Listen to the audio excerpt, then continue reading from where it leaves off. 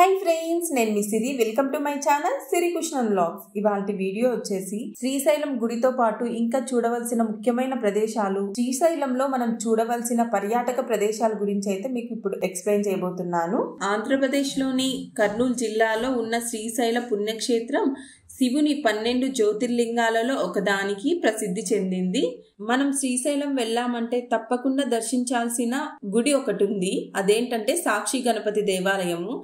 ఆలయ చరిత్ర 14వ శతాబ్దపు తెలుగు కవి శ్రీనాథ కవిత్వంలో ఈ ఆలయ ప్రస్తావన ఉంది. ఈ ఆలయ ఉనికి అగస్త్య మహర్షి కాలం నాటిదని అందులో పేర్కొన్నారు. ఆసక్తికరమైన విషయం ఏంటంటే శ్రీశైలం సందర్శకులందరి రికార్డును అధిష్టానం గణేశుడు ఉంచుతాడని చెబుతారు. అంటే మనం శ్రీశైలం వెళ్ళామా లేదా అనేది సాక్షి గణపతి దేవాలయం వెళ్తే అక్కడ మనం వెళ్ళినట్టు రికార్డు రాస్తారంట గణపతి దేవుడు.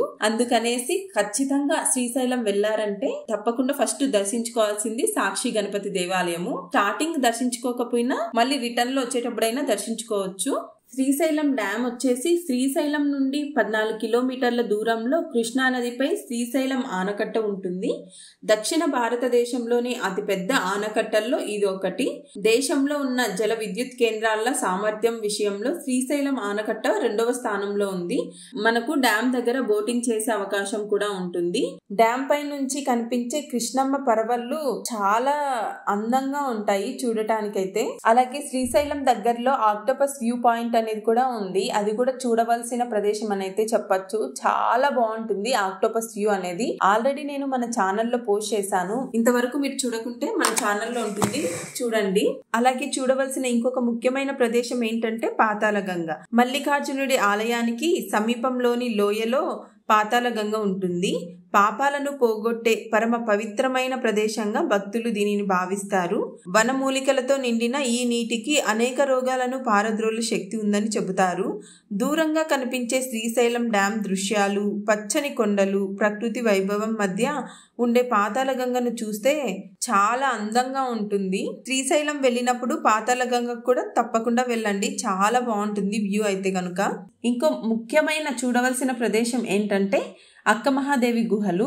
శ్రీశైలంలోని కృష్ణానది గుండా బోటింగ్ ద్వారా అక్కమహాదేవి గుహలకు చేరుకోవచ్చు. మార్గ మధ్యలో దట్టమైన అడవులు, పర్వతాల యొక్క అందమైన దృశ్యాలు మనం చూడొచ్చు. ఇక్కడికి వెళ్లే మార్గ మధ్యలో చాలా అందమైన దృశ్యాలు అయితే మనం చూస్తాము. కన్నడ ప్రాంతానికి చెందిన కవయిత్రి అక్కమహాదేవి శివుణ్ణి తన భర్తగా భావించి ఇక్కడ తపస్సు చేసినందున ఈ ప్రదేశానికి అక్కమహాదేవి గుహలని పేరైతే వచ్చింది.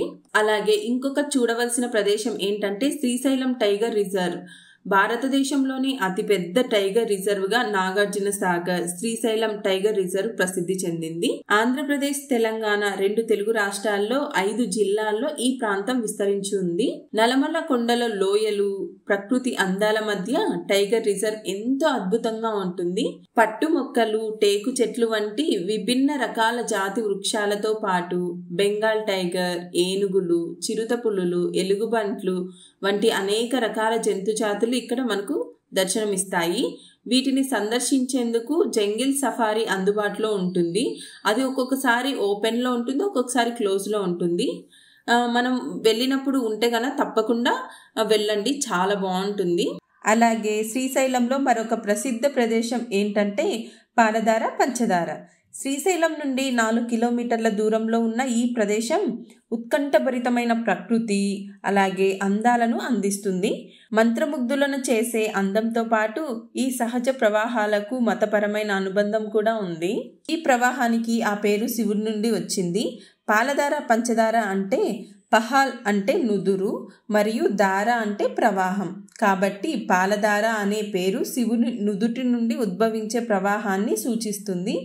అలాగే పంచదార అనే పేరు శివుని 5 కోణాలను సూచిస్తుంది.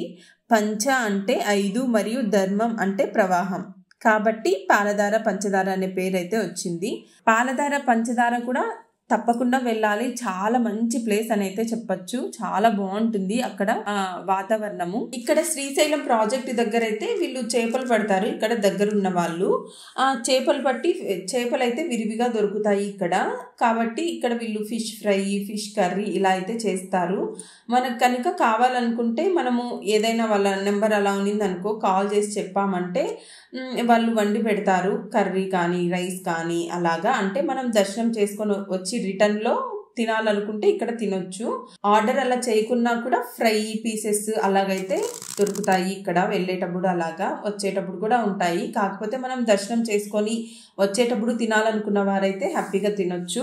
ఇంకా ఇక్కడ ప్రాజెక్ట్లోనే పట్టిన చేపలు కాబట్టి బాగానే ఉంటాయి. శ్రీశైలం అడవుల్లో భూచక్ర గడ్డ విరివిగా దొరుకుతుంది. ఎక్కడ చూసినా బయట పెట్టుకొని మరీ అమ్ముతూ ఉంటారు.